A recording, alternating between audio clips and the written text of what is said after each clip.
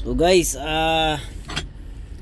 hanap tayo ng ano dito dahil bubuksan natin yung kanyang clutch kit na nabili. Okay, so more or less nabili niya to online. Titingnan natin yung kanyang clutch kit kung tama ba ito, no, yung nabili niya. So ito yung unboxing. I-unboxing natin yung kanyang nabili na clutch kit. Whatever. Baka nga sinamahan pa ito ng flywheel. So usapan namin isa clutch kit lang. Sinamahan niya ng flywheel. So whatever, gawin na rin natin.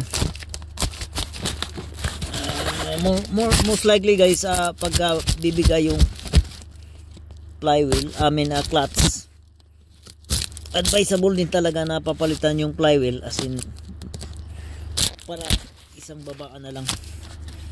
So unboxing dito, unboxing na clutch kit that he got online. Okay, we will see quality, high quality spare parts. Tingnan natin talaga nga pag quality.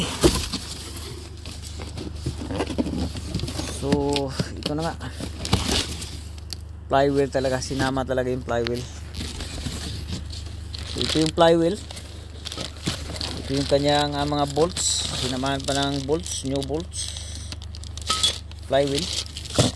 And then sa baba, of course, ano na po yan, clutch kit. So yan po yung clutch kit. Okay, and ito na po yung kanyang release bearing, sinamahan din ng release bearing. So maganda din na pagka magpagawa kayo ng clutch, more or less isama nyo na rin yung clutch kit kung meron kayong budget, na sapat na budget talaga, kasi hindi po ito basta-basta na mumurahin, no. Mahal po itong flywheel mga kaibigan, mahal po ito, pero may advice ko talaga na kung meron kayong talagang budget, pagka magpagawa kayo ng clutch, isama nyo na talaga yung flywheel, kasi ano po yan, lalo na pagka yung flywheel yung clutch kit talagang palitan na. So maaring nagasgas yung kanyang flywheel surface dito, yung kanyang surface dito sa flywheel, nagasgas na, at saka nagkaroon na ng uneven surface, no. So magkakaroon niya ng vibration ng makina, vibration sa makina po. And then pag apak nyo ng clutch, magbabibrate po siya. Ibig sabihin nagwa-warping na po yung kanyang flywheel, warping flywheel, which is bad.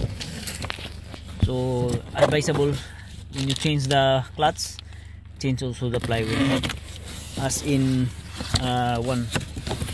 So here we go. So ito po yung kanyang clutch lining or clutch disc ang tinatawag. Maraming pangalan itong ganito, pero isa lang po ang the same naming, the same parts, either clutch lining or clutch disc. So ito po yung nagka-sandwich in between sa kanyang clutch pressure plate, which is ito yung clutch pressure plate. Ito po yung clutch lining. Ito po yung nagsa-sandwich dito in between sa flywheel. So intact po, maganda, napalitan po ang lahat. So yan po.